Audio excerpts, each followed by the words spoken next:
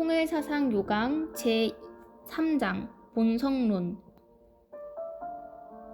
1. 신상적 존재. 원상이 성상, 형상, 양성음성이 보편상과 개별상을 지니고 있듯이 이러한 원상을 닮은 본연의 인간도 예외 없이 성상, 형상, 양성음성이 보편상과 개별상을 지니고 있다. 이러한 존재를 신상적 존재라고 한다. 먼저 성상과 형상을 닮았다는 점에 대해서 살펴보고자 한다. 1. 성상과 형상이 통일체. 인간이 하나님의 성상과 형상을 닮았다는 것은 인간이 마음과 몸이 이중체, 즉 성상, 형상이 통일체임을 뜻한다. 그런데 이러한 인간이 성상과 형상에는 4가지의 유형이 있다. 첫째로 인간은 우주를 총합한 실체상이다. 즉 인간은 성상과 형상에 있어서 각각 동물, 식물, 광물의 성상과 형상이 요소를 모두 지니고 있다. 둘째로 인간은 영인체와 육신의 이중적 존재이다. 셋째로 인간은 마음과 몸이 통일을 이루고 있는 심신통일체이다. 그리고 넷째로 인간은 이중의 마음, 즉 생심과 육심의 이중심이 통일체로서 이중심적 존재이다. 여기서 인간이 본래의 모습을 이뤘다는 관점에서 볼 때 넷째의 생심과 육심의 이중심적 존재라는 점이 특히 중요하다. 그리하여 본항에서 다루는 성상과 형상이 통일체는 바로 생심과 육심의 통일체와 같은 의미이다. 여기서 생심과 육심이 모두 마음인데도 불구하고 생심과 육심의 관계를 성상과 형상의 관계로 표시하는 것은 생심은 영인체의 마음이요 육심은 육신의 마음이어서 생심과 육심의 관계는 영인체와 육신의 관계와 같기 때문이다. 그러면 다음에 생심과 육심의 기능에 관해서 살펴보기로 하자. 생심의 기능은 진선미와 사랑의 생활, 즉 가치 생활을 추구한다. 여기서의 사랑은 생명의 원천인 동시에 진선미의 기반이 되고 있다. 따라서 사랑을 중심으로 한 진선미의 생활이 가치의 생활이다. 인간의 가치 생활에는 인간 자신이 가치를 추구하면서 기뻐하는 면도 있으나 가치를 실현하여 타인을 기쁘게 하는 것이 보다 더 본질적인 면이다. 따라서 가치 생활이란 위하여 사는 사랑의 생활, 즉 가정을 위하고 민족을 위하고 국가를 위하고 인류를 위해서 사는 사랑의 생활이다. 그리고 궁극적으로 하나님을 위해 사는 것이다. 한편 의식주나 성의 생활, 말하자면 물질적인 생활을 추구하는 것이 육심의 기능이다. 물질 생활은 개인을 중심으로 한 생활이기 때문이다. 그런데 생심과 육심은 본래 주체와 대상의 관계에 있다. 여기서 생심이 주체요, 육심이 대상이다. 영인체가 주체요, 육신이 대상이기 때문이다. 그리하여 육심이 생심을 따르는 것이 본래의 모습이다. 생심과 육심이 합성일체화한 것이 인간의 마음이지만 생심이 주체, 육심이 대상의 관계에 있을 때의 인간의 마음이 본심이다. 육심이 생심을 따른다는 것은 가치를 추구하고 실현하는 생활을 제1차적인 것으로 하고 물질을 추구하는 생활을 제2차적인 것으로 한다는 말이다. 다시 말하면 가치의 생활이 목적이고 의식주의 생활은 그 목적 실현을 위한 수단인 것이다. 뿐만 아니라 육심이 생심을 따르고 생심이 제 기능을 잘하면 영인체와 육신은 서로 공명한다. 이 상태가 인격을 완성한 상태이며 곧 본연의 인간의 모습이다. 그런데 인간은 타락했기 때문에 생심과 육심은 본래의 관계를 유지할 수가 없게 되었다. 대상이 되어야 할 육심이 주체의 입장을 서게 되었고 주체가 되어야 할 생심이 대상의 입장을 서게 되었던 것이다. 그리하여 의식주의 생활이 목적이 되었고 가치의 생활은 그 의식주를 위한 수단처럼 되어서 2차적인 것이 되고 말았다. 즉 사람을 사랑한다거나 진선미의 가치를 추구하는 행위는 부를 얻는다든가 지위를 얻는다는 목적 때문에 행하는 행위가 되고 말았다. 오늘날 일상적인 인간의 생활에 있어서 가치의 생활이 전혀 없는 것은 아니지만 대부분의 경우 가치 생활을 자기 중심의 물질 생활을 위한 수단으로 삼고 있다. 그것은 육심이 주체, 생심이 대상이 되어 버렸기 때문이다. 이와 같이 생심과 육심의 본래의 관계가 역전되어 버린 것이 오늘의 실정이다. 따라서 인간의 본래의 모습을 회복하기 위해서는 이렇게 거꾸로 된 관계를 본래의 관계로 회복시키지 않으면 안 된다. 이것이 인간이 수도 생활을 해야 할 필연적인 이유이다. 그 때문에 오늘날까지 모든 종교는 먼저 자기와의 싸움에서 승리하라고 가르쳤던 것이다. 예컨대 공자는 극기 복례를 강조했고 예수님은 자기의 십자가를 지고 나를 따르라고 하였으며 사람이 떡으로만 사는 것이 아니라 하나님의 입에서 나오는 모든 말씀으로 산다 라고도 하였다. 그리고 자기와의 싸움에 이기기 위하여 사람들은 금식, 철야 등의 수도 생활을 하지 않으면 안 된다. 이와 같이 육심을 생심에 굴복시켜서 진선미의 생활을 앞세우고 의식주의 생활을 뒤세운 채 살아가는 것이 생심과 육심의 통일이다. 그러나 인간은 타락함으로써 육심이 생심을 누르고 자기 중심적인 의식주의 생활을 하게 되었다. 여기에서 인간의 모든 고통과 불행이 오게 된 것이다. 그리하여 본심이란 요컨대 생심과 육심이 수수작용을 해서 합성일체화한 것이다. 이것이 하나님의 성상 내의 내적 사위기대를 닮은 상태이다. 그러므로 본심의 선차적인 기능은 생심에 의한 사랑의 생활이며 진선미의 가치를 추구하는 생활이다. 따라서 인간은 바로 애적 인간인 것이다. 이런 가치의 생활이 바로 진실의 생활이며 윤리적, 도덕적 생활이며 예술적 생활이다. 그리고 본심의 후차적인 기능은 육심에 의한 의식주의 생활, 즉 물질적 생활을 추구하게 된다.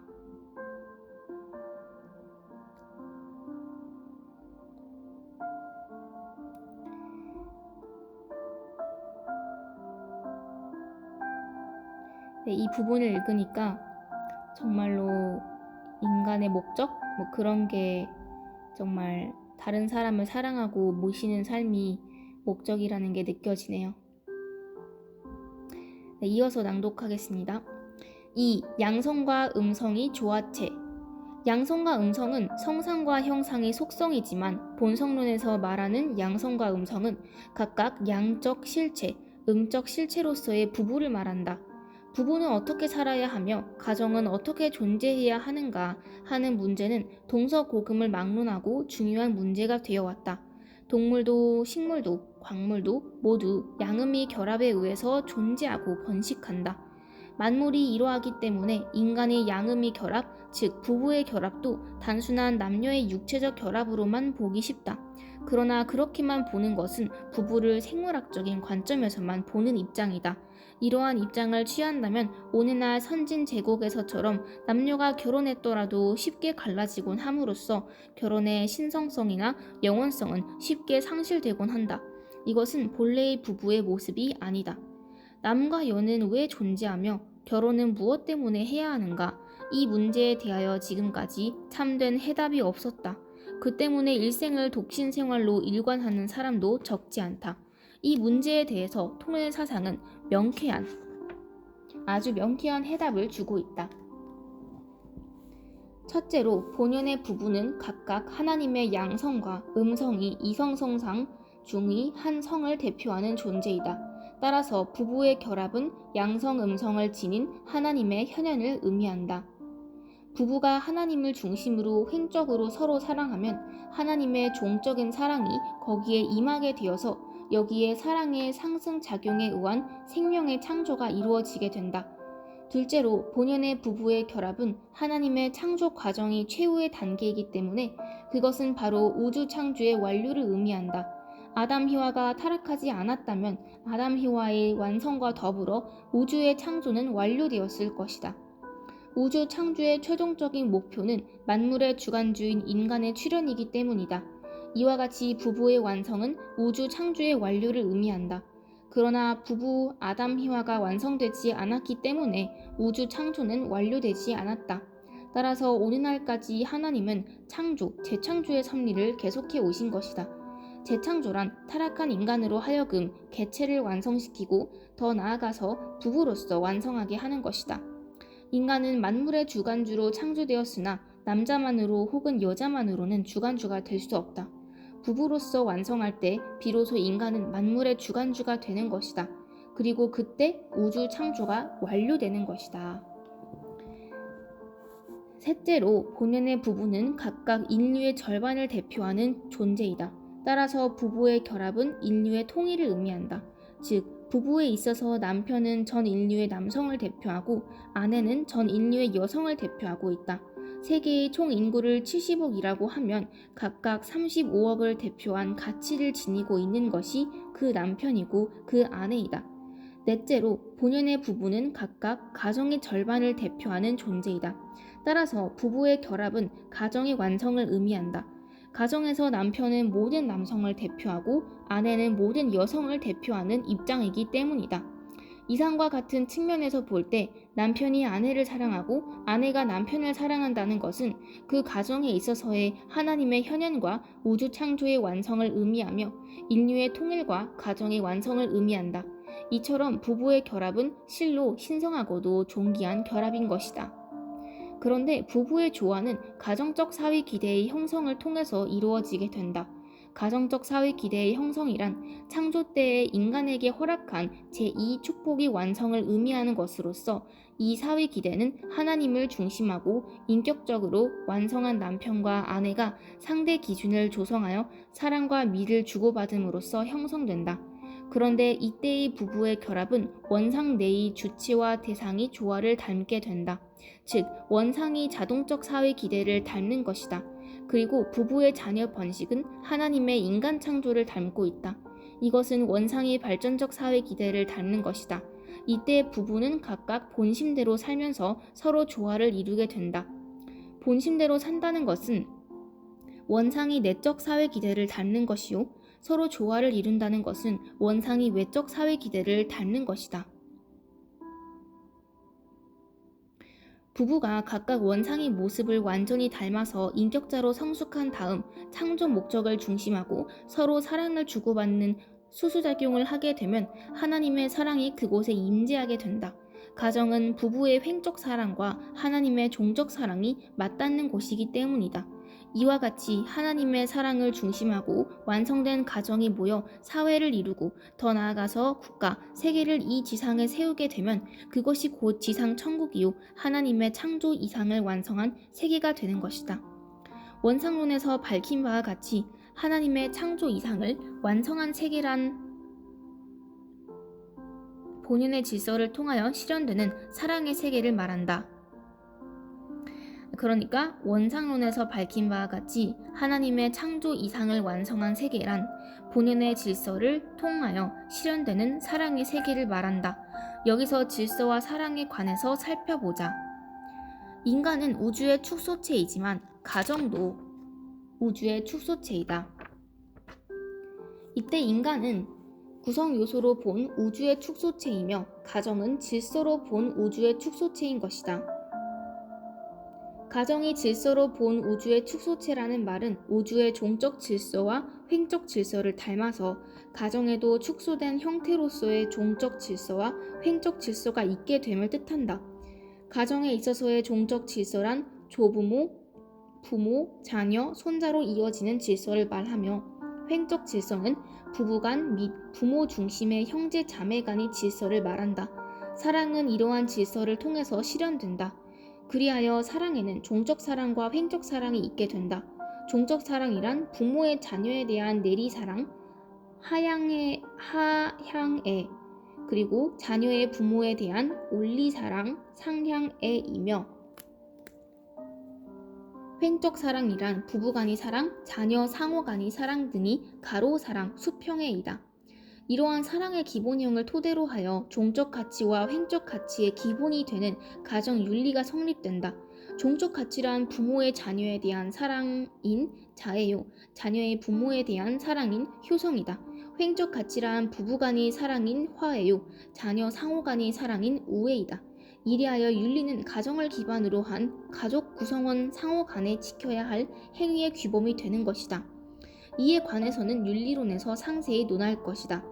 이러한 가정 윤리를 사회, 기업, 학교 등으로 확대시킨 것이 사회 윤리요, 기업 윤리요, 학교 윤리이며 이웃의, 민족의, 원수에 대한 사랑, 자연보호 운동 등도 모두 가정적 윤리를 토로한 것이다.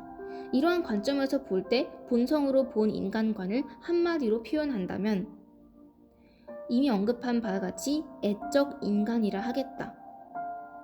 그런데 타락에 의해서 인간은 개인적으로 인격적인 완성을 보지 못하였으며 따라서 미완성한 최초의 인간인 아담과 해와는 본연의 부부가 될 수 없었다.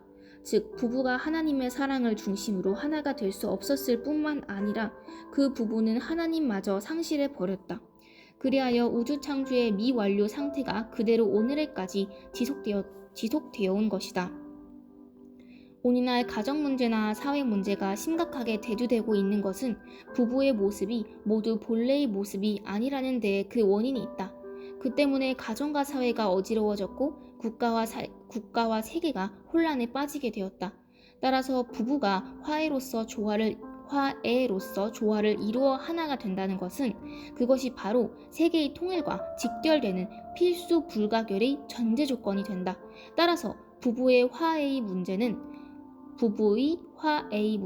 사회 문제와 세계 문제를 해결하는 열쇠라고 할 수도 있는 것이다.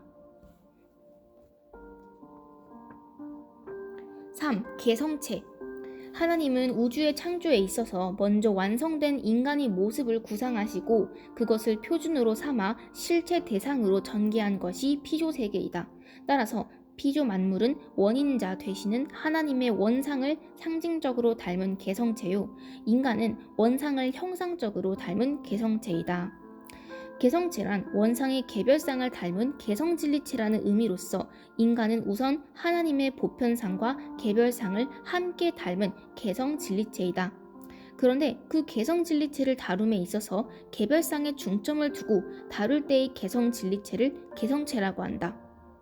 그러니까 개성진리체를 다룸에 있어서 개별상에 중점을 두고 다룰 때의 개성진리체를 개성체, 개성체로서의 인간의 개별상은 동물이나 식물과는 달리 각 개인마다 그 개별성이 현저하며 그 얼굴이나 성격 등이 사람마다 다른 것은 그 때문이다. 즉 동물이나 식물에 있어서는 종류별의 개별상이지만 인간에 있어서는 개인별의 개별상이다. 이와 같이 하나님이 특히 인간에게 개인마다 독특한 개별상을 준 것은 인간 한 사람 한 사람을 대하면서 특유의 자극적인 기쁨을 얻기 위함이었다. 따라서 인간은 특유의 개성을 가지고 하나님께 최고의 기쁨을 돌려드리는 최고의 가치를 지닌 존재로서 이러한 개별상도 인간의 본성의 하나이다. 그런데 이러한 개별상은 세 가지 측면에서 인간의 특성으로 나타난다. 첫째의 특성이 용모상의 특징이다. 세계에 70억 이상의 인간이 있지만 같은 용모나 체격을 가진 사람은 한 사람도 없다. 둘째의 특성은 행동상의 특징이다. 인간의 행동 양식은 사람마다 다르다. 행동은 마음의 직접적인 표현이므로 용모를 형상적인 특성이라고 한다.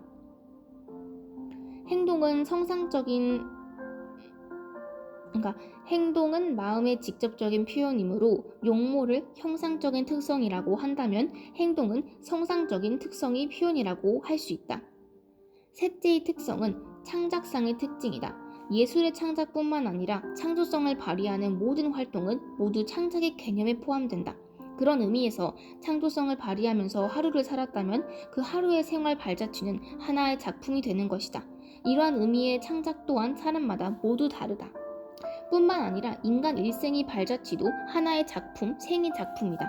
따라서 하나님은 인간 한 사람 한 사람이 얼굴을 보고 기뻐하시고 행동을 보고 기뻐하시고 또 그 작품을 보고 기뻐하시게 되어 있었다. 하나님이 개개의 인간을 보고 기뻐하신다는 것은 개개의 인간이 용모나 행동이나 창작으로서 하나님께 고유한 미를 돌려드리는 것을 의미하는 것이다. 이것이 개성미이다. 따라서 개성미란 용모상의 개성미요, 행동상의 개성미요, 창작상의 개성미이다. 부모가 자식을 대할 때 특성에 있어서 어떤 자식이라도 아름답고 사랑스럽다고 생각한다. 자식은 부모의 표현체이기 때문이다. 마찬가지로 하나님이 인간을 대할 때 그 인간의 용모나 행동에서 그리고 창작 생활에서 아름다움을 느끼고 기뻐하시는 것이다. 이러한 인간의 개성은 하나님으로부터 온 것, 즉 신뢰성이 것이기 때문에 존귀하다. 인간이 인간의 개성을 귀히 여기고 상호 존중해야 하는 이유는 바로 이 점에 있는 것이다. 그런데 인간의 타락으로 오늘날까지 인간의 개성은 무시되고 인권이 유린되는 경우가 많았다. 이 독재 사회에 있어서는 더욱 그러하다. 이때까지 공산주의 사회가 그 현저한 예이다. 공산주의는 인간의 개성을 유물론에 근거하여 환경의 산물로 보기 때문에 이를 경시한다. 우리는 인도주의가 인간의 개성을 존중시하고 있음을 알고 있다. 인도주의 휴머니즘이 인간의 개성을 존중시하고 있음을 알고 있다. 그러나 왜 인간의 개성이 존중시되어야 하는가에 대한 철학적 해답이 인도주의에는 없기 때문에 철학을 가진 공산주의의 비판을 견뎌내지 못하곤 하였다. 이에 대해서 통할 사상은 인간의 개성은 우연적인 것도 환경의 산물도 아니며 하나님의 개별상에서 유래된 것이기 때문에, 즉 신뢰성이기 때문에 존귀하다고 하는 확고한 신학적, 철학적 근거를 제시하고 있는 것이다.